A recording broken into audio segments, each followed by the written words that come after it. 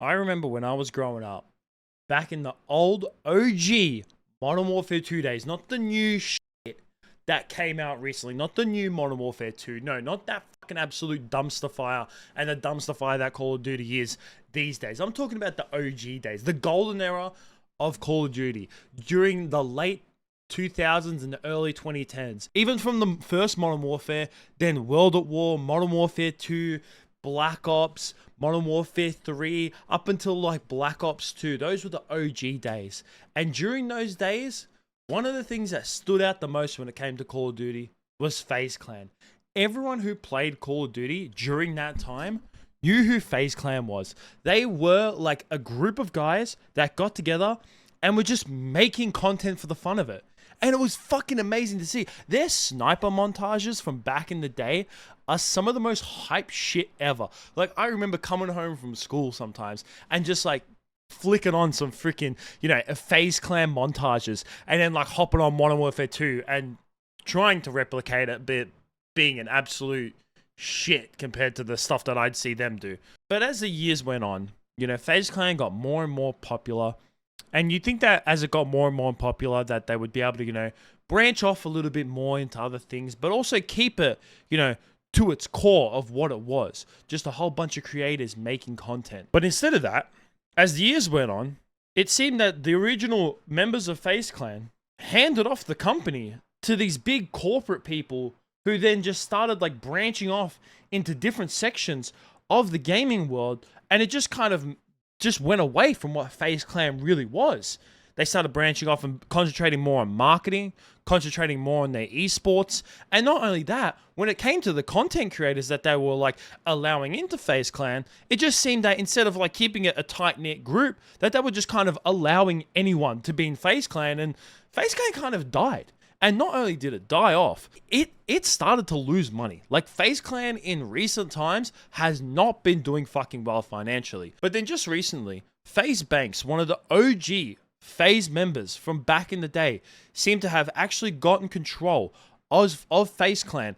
Like, once again, like it was before like he got back the company, it was being owned by all these corporate people who were making terrible decisions for FaZe Clan, like completely going away from what it was originally made for, like what the original people of FaZe Clan started it out to be. But he finally was able to get the company back, and from the moment that he came back to the company and pretty much like has pretty much owned the company now, he said that he's going to be making some massive changes. And oh my god, did fucking changes come. Just today, it was announced that so many content creators from the past are being scrapped. That's right, FaZe Clan has come out, and this is a list that was found. So like FaZe Clan originally put out a tweet about like the members that they're keeping, which I'll get to in a bit. But they also, during that, it kind of flashed of some of the members that they have gotten rid of. So this right here is like just a brief list, and I'm pretty sure there's a lot more than just this list as well. And there might be like, more not necessarily content creator cuts, but there probably be like more employee cuts and more cuts inside the business to come in the future as well. But they got rid of a whole bunch of content creators. And FaZe Banks actually was on Aiden Ross's stream, and he spoke about this too. That's what just goes to show you this new age of Twitter are full of pussies. Because why are they getting upset over it? That's just the way you do it.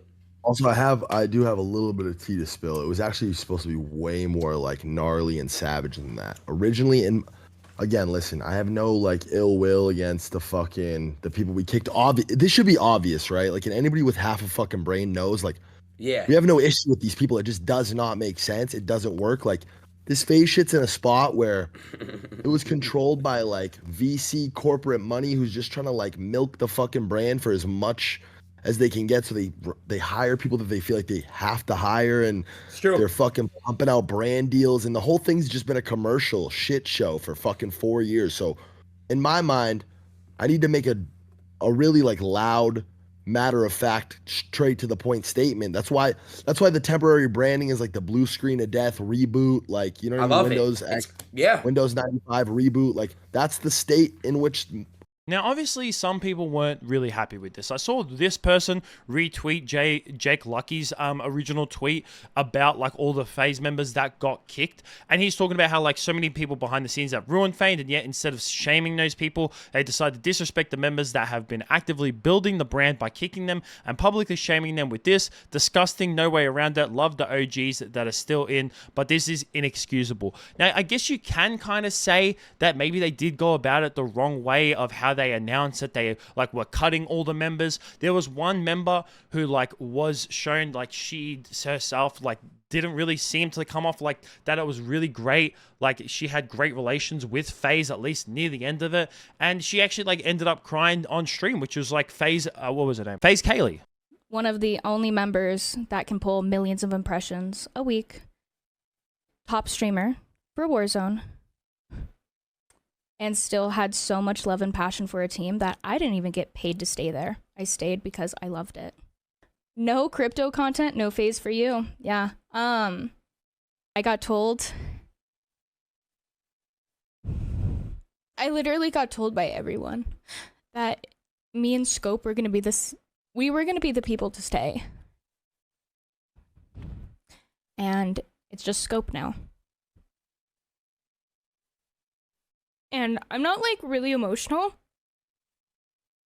I don't think I've ever like really cried on stream. But this has been like a year in the making. It's so amazing how I already knew all of this a year ago. And when I told them I knew who the recruits were, they were, how do you know? Are you kidding me? I'm not fucking stupid. They treated like we were fucking stupid. But the way that it was handled, nobody deserved that. Nobody deserved that. 12 hours before everything. That's not fair. The way that it was handled and everybody got ignored. So yeah, she was like pretty emotional on stream, and I mean, I don't blame her. You know, she mentions that she put a lot of effort into FaZe Clan, and I also saw like another clip as well that was going around on Twitter, and this is like the only one that I'm going to talk about, mainly because like this is the one that was going around Twitter the most about their departure from FaZe. A lot of the other people who got cut from FaZe, they kind of just, you know, put out like a single tweet or a single like 30-second video where like her clips and like her message was going around a lot, but then she ended up making a YouTube video about this whole situation. She was a bit more humble, a bit more like, you know, reminiscent about it, where in like a couple of the Twitch clips that were going around on Twitter, she was saying about how like, you know, it hasn't been all sunshine and rainbows, especially in recent times, which doesn't surprise me at all. And she also put out like, she put a bit more of like a somber tweet out about, you know, her leaving FaZe, and FaZe Banks himself actually replied to it too, talking about how, you know, it was more of just she was hired during like a terrible time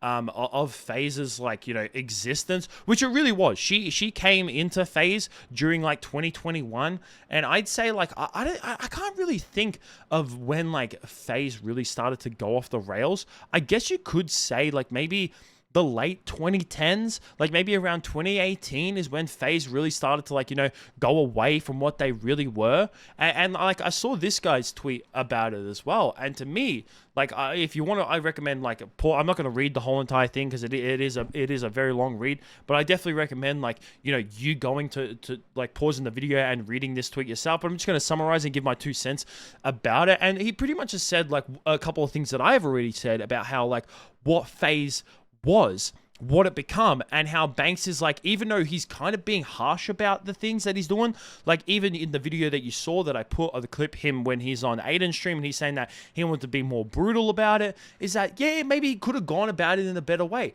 But really, I feel like at the same time, with the way that FaZe was going and the way that things have been in recent times when it's come to FaZe, is that, you know what, as much as this is going to hurt some people's feelings, you just kind of, sometimes it's best to rip off the fucking band-aid. And if they want to, you know, show off the people that they're cutting, I mean, they could have maybe gone about it a better way and saying like, put a message and say like, thank you everyone, or like, thank you guys, instead of like putting it in like a video as like a quick flash where like people have to pause it, screenshot it to see like all their users being cut. But I don't, at the same time, I don't really think that this is like as bad as people are saying there is. Like, it's not that many people that are saying like, oh, this is terrible, the way that they've gone about it. Like, could they have gone about it a different way?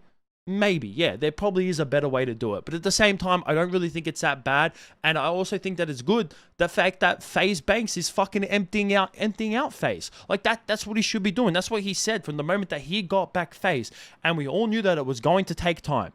It was definitely going to take time, because an org as big as FaZe Clan, like FaZe Clan has become fucking massive now. It was going to take time for them to like get everything in order before they could fully make some cuts. And they are still keeping all their esports teams, or at least like some of them.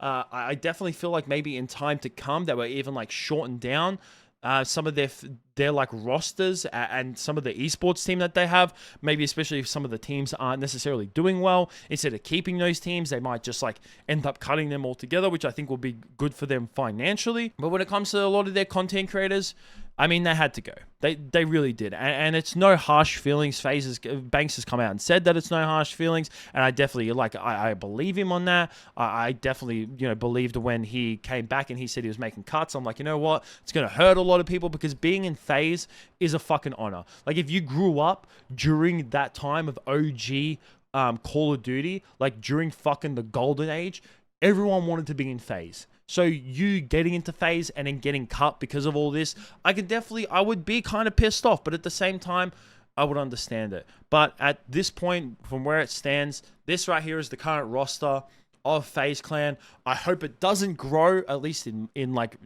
some kind of time, at least like hopefully soon. Like, they just keep this tight-knit group. It's a decent amount of people, but at the same time, it's not as fucking extensive as it was. Like, remember Bronny?